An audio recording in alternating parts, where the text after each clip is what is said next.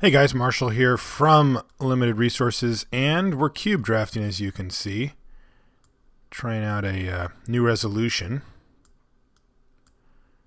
And let's see what we've got.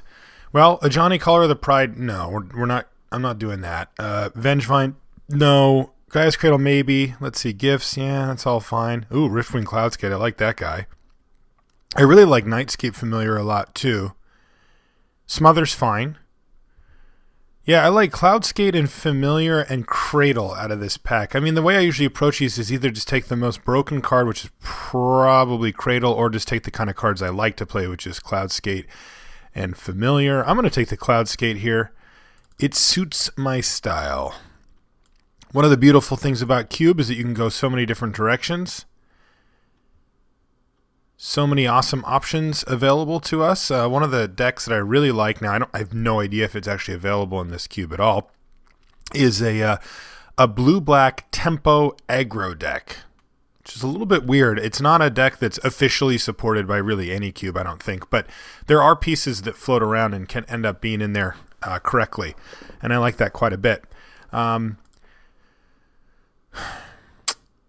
take a look at what we have here. Fathom Seer is quite good. Siobhan Reef, Watery Grave, Thragtusk, Go for the Throat, Inquisition are all cards that I definitely would consider. Even Black Sun Zenith as well. I love Goblin Welder, but making it work in the cube's pretty rough. I think I'm actually just going to take this Thragtusk this time. For me, it's either that or like maybe Watery Grave, Fathom Seer, but I think Thragtusk is probably the best card in the pack, and I'll take it just to kind of kick things off here. All right, there's some good ones here too. A Thoughtseize, I like that quite a bit. A Vesuvian Shapeshifter, even Bone Splitter. And of course, Ye Old Lightning Bolt.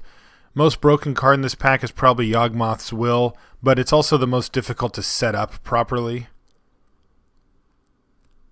So I think I'm going to decide between these two, a Thoughtseize or a Shapeshifter. I really like both. I think I'm going to take the Thoughtseize here. I like the cheap cards too. All right, there's a Drowned Catacomb, Knight of Infamy, Prophetic Bolt, Spectre, Putrid Imp. It looks like black is fairly open. Some powerful cards here with Terracodon and Survival. These are also options. I could be bug-colored and kind of go off, but really, these two are fine, but you kind of want both. I mean, not necessarily, but having both is sweet. And then on top of it, you want some Graveyard Recursion, and we don't really have any of that going on at the moment. These guys are fine. I like Knight of Infamy better than Hand of Cruelty, I think. They're really similar creatures, ultimately. And then I don't want any of this stuff up here. So I can take the Catacomb, the Spectre, or one of these green cards. I'll take the Drowned Catacomb. I like defaulting to lands pretty often, to be honest. All right. Some really good options here as well. There's a Hinder, Necrotal, Underground River, Damnation, and Braids. I like Braids a lot. I also like Damnation a lot. Necrotal's really solid still. Even in a powerful cube like this one, it still gets the job done. And Hinder's fine.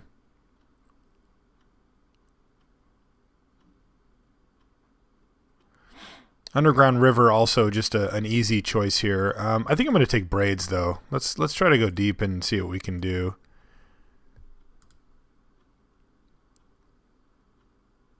All right, there's some good cards here. Condescend. I'm going to take Bloodghast.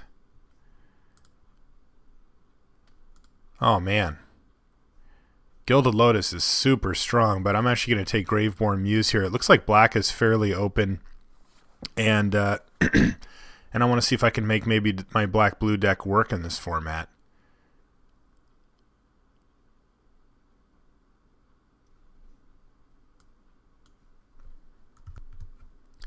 All right, some good stuff for us here. I generally like hand... So one of the staples of the archetype that I like to draft is actually this. Diregraph Ghoul and cards like it, where you can just get some pressure going and then try to back it up with card draw, counter spells, tempo plays. And these are the best way to do it. I mean, sure, these guys are a little better as far as, just outright power level. Silent Spectre's pretty good too, but these are the type of cards that you need to make the deck work, so I'm going to take it. Yeah, I'll take this guy.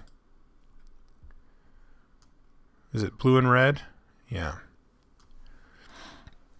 So we'll see how much blue we end up with, or green. I definitely...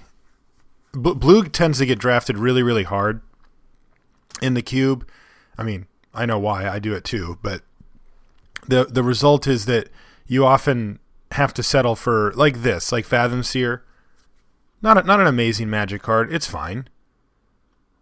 But you pick up these instead of like the premium stuff. You have to sort of zig when they're zagging, I suppose. Snuff Out's also an option here.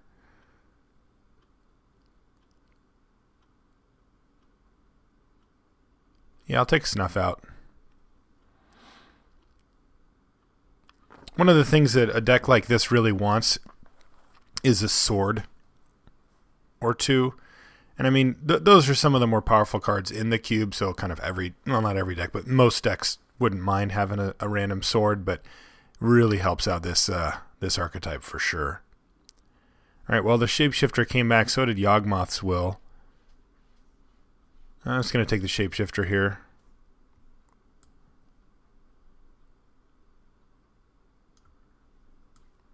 Don't have any threes yet, all right. And now I can take Putrid Imp or Hand of Cruelty. I'll take Hand. Lightning.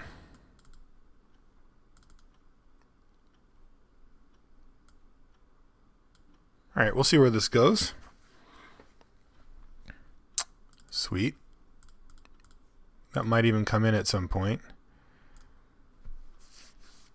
All right, let's see what we get for this next pack. We could also just be mono black. I mean, take a look at our colors here. We don't really... The cards we have... Ooh. The cards we have right now aren't really tempting us to go mono black. Like, these are all black cards, but they're not really the cards that, like, reward you for being mono black. But, yeah, it's still nice to have, like, perfect mana in the cube when people are fussing around. Well, I asked for a sword and I got one, so no complaints there. And let's see what we have. Well, we have some reasonable options here. Slaughter Pact, even Shackles can be good. Daze, Brainstorm's just okay. Gravecrawler, though, is exactly the type of card that we want. But I don't think I need to use a pick on it. I'm pretty sure it'll wheel. It's not a card that's in very high demand, so I'm just going to take the Slaughter Pact here. I could take the Shackles, but right now we might not be in blue. Like, that just might happen. Ancient Tomb's also an option, but we're just going to take the Slaughter Pact. Ooh, it's even cheaper than a land.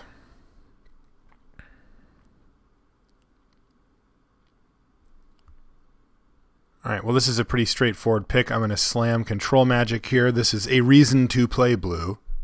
It's not only a tempo play, but it's also just a game swinger. Cards that we could get back that we could consider running: Augur, Serum Visions, Liliana Vess, Apocryphite, maybe even Powder Keg, though I don't really like it. Marsh Flats potentially, and even Undermine. Undermine would go in the deck really well. So hopefully we'll get one of those back, but Control Magic's just too good to pass here, so we're going to slam that. All right, not a ton here for us. There's a Sorin's Thirst, which is... It's okay. I mean, we'll probably take it here. I might take Profane Command. It's more powerful.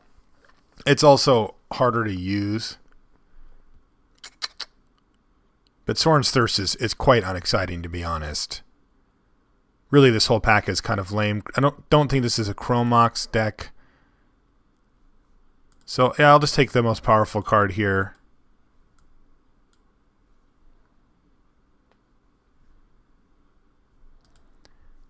Birthing Pod. Una's Prowler's pretty good. Ooh, Recurring Nightmare. There's also an Essence Scatter, which I like a lot, and a Top, which is decent. Una's Prowler's quite good as well. Una's Prowler's actually really good.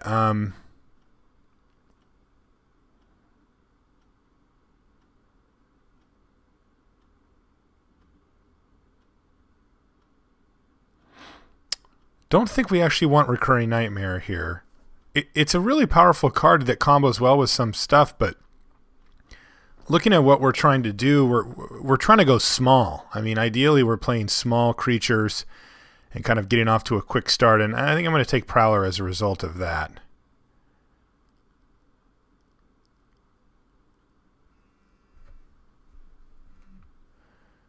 Let's see here. There's a Mystical Tutor and an Arcane Sanctum here. Not a whole lot for us, really. What does Mystical Tutor go get? It can get Thoughtseize.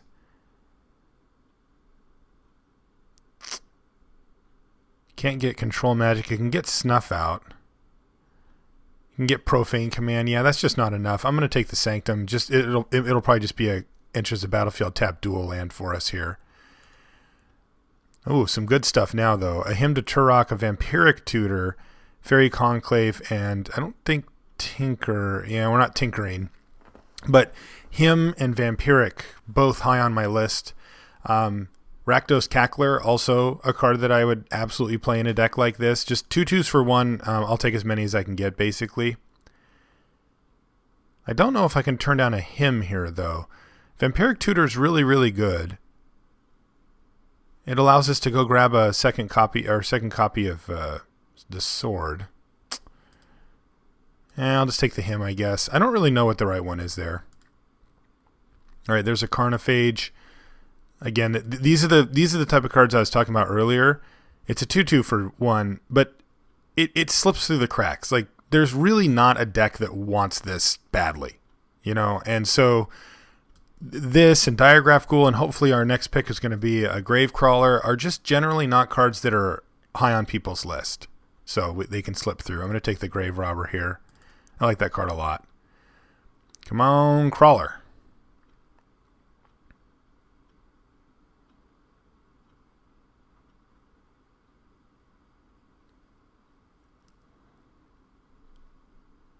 Now, the one thing that we'd love to have are some counter spells and ways to interact with, like just bounce spells or things like that.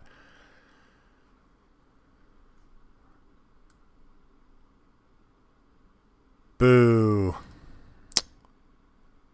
So what are we taking here? Lake of the Dead's fine, but I think I'm just going to take Ancient Tomb.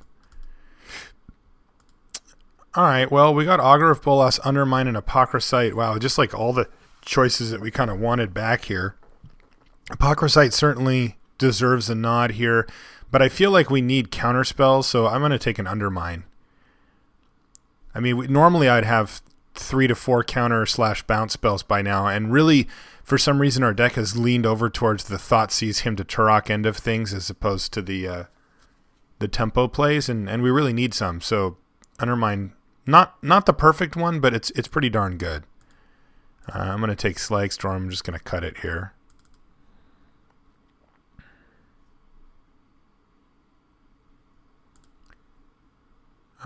Sure. Nobody ever takes lands high enough. The other way I play Cube is just by slamming like every single land I can and then just picking all the stuff when there isn't a land there anymore. All right.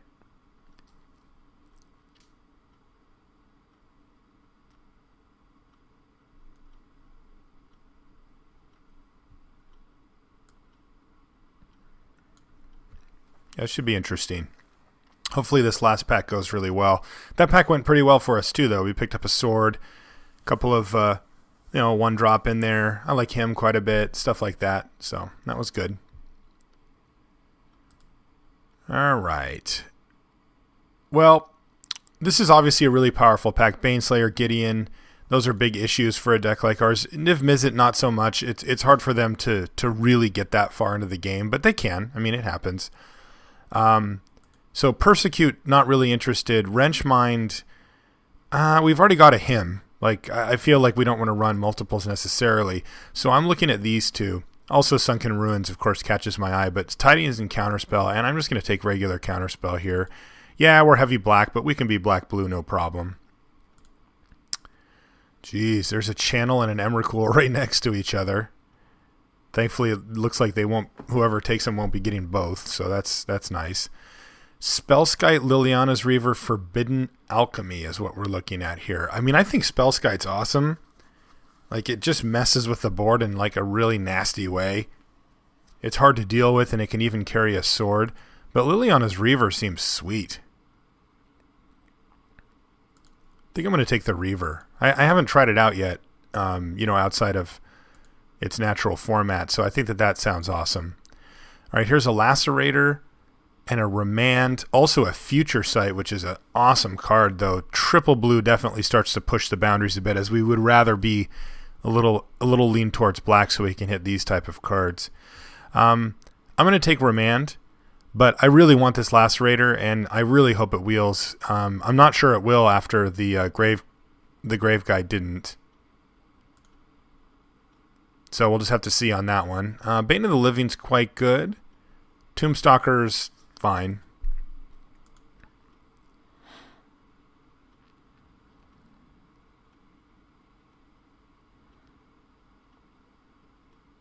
I think I'm going to take Bane of the Living here.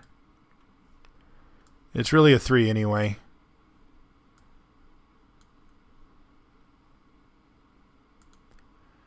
Alright, Gatekeeper. Yeah, Gatekeeper.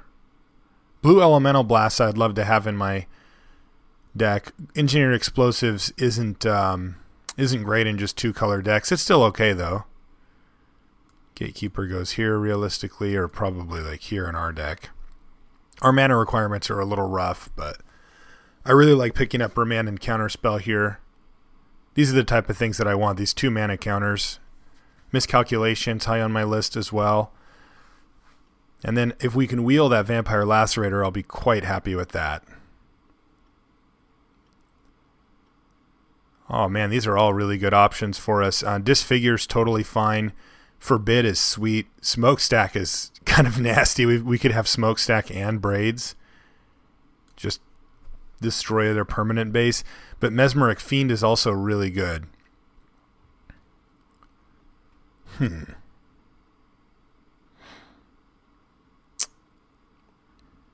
Feel like it's between Smokestack and Fiend. Though, I think really any of these could make the cut. I guess I'll dismiss Smokestack because I've already got Braids. Alright, I'll take the Fiend.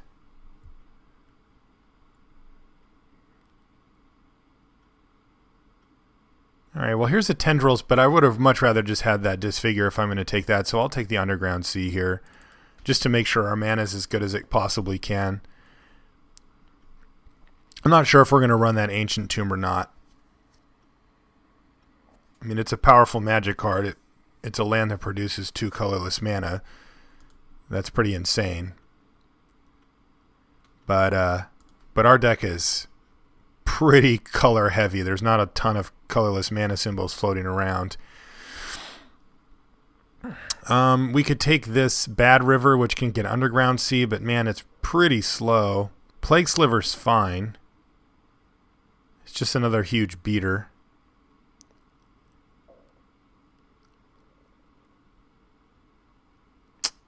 Yeah, it's between these two. I don't know that it really matters. I guess I'll take the Bad River. It's more likely to make the cut. Alright, the Sunken Ruins, the Tiding, and the Wrenchmind all came back. Probably just going to take the Sunken Ruins. I mean, Tidings is awesome. I could want a Tidings here. Sunken Ruins is great in my mana base, though. It really is. Yeah, I'm going to take it. Alright, well, here's the Alchemy. And there's a Lacerator. Sweet. Alright, got lucky there.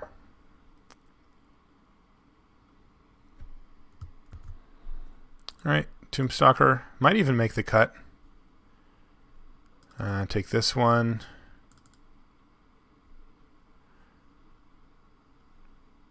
And Deathcloud, that's an interesting one to wheel as well. Super powerful card. Looks like we got Tendrils back as well.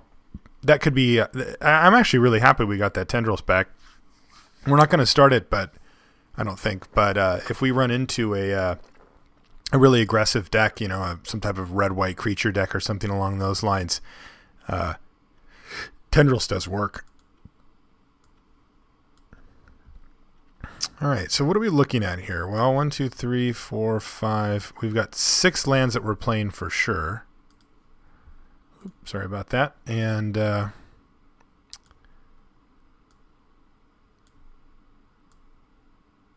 see what we're looking at. I'm going to cut Bane, Tendrils, Tombstalker, Alchemy probably. I mean, I like Alchemy a lot, but this deck is supposed to kind of just stand on its own. It's not supposed to need cards like Alchemy. So all the 1-drops are in. I think all the 2s are going to be in. Let's see, we've got Remand, Counterspell, Fiend. Oh no, Profane Command is probably out. Grave Robber, Nightscape Familiar is probably out as well. Prowler, yes. Bloodghast, Gatekeeper, Hand, and Him. Yeah, those are all in. Death Cloud's out. Undermine and Sword. Snuff out, I like still. Graveborn is really good. That card's underrated quite a bit, I think. Although it could get a little ugly for us, because I do have multiple zombies, but we'll see. And then the Cloudskate and the Shapeshifter for sure. So yeah, this is what the deck's going to look like, I think, at least on its initial implementation. And then we'll see kind of what we're up against. If we want to make some changes, we can bring in any number of, this is good against aggro stuff. Bane of the Living's good against them too. Tombstalker's good if we're playing playing against a control deck where the game's going to go along. Same thing with Battlesphere. Just, go big and get them in the long game. Profane Command, like another card that, if we feel like we need just more raw power, ideally you kind of live and die by the small creatures here. That's kind of the way this deck's supposed to work. And you're not going to get up to Profane Command for 8 or some, stupid big amount. So we'll just run it like this. And I'm going to leave the Ancient Tomb in the board as well. I really need all my lands to produce mana that makes colors, I think. I mean, if I have turn 1 Ancient Tomb, like, where am I going from there? Look at all my cards. Like, sure, I can get a sword out a turn early, which is really awesome. But, I mean, I need to be able to kick Gatekeeper. I need to be able to cast Hand, Him, Bloodghast, all these 1-drops. Yeah, I'm just going to stick to mana like this. I got to decide if I want to play this Halimar Depths. I think I do. Yeah, I think I'll play it. I mean, I don't love having basically 3 enters a battlefield tap lands. I mean, these are all sweet, but, I don't know. It might not be worth it to run the Depths. It's a powerful card later in the game or on turn 1. But, man, if I have to play that on turn 1, then it can make this stuff really, really awkward. So I think I'll run it like this. I don't mind having just a pure dual land. And then this thing can go get Underground Sea, so it's basically a enters the battlefield tapped dual land as well. All right, so let's add some more lands here. So this thing says 8 and 4, so that would be 4, 5, 6, 7, 8 and a half. So 8, 9. 9 blue sources to go with 8, 9, 10, 11, 12, 13. Yeah, that seems fine. 9 blue sources should just get us through.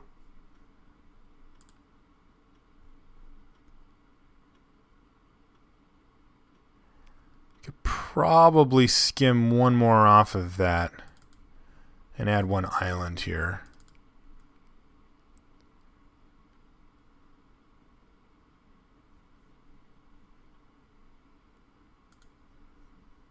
One, 2, 3, 4, 5, 6, 7, 8, 9, 10. Yeah, I like that a little better. I'm curious to see how this Reaver does. All right, let's see what this thing does.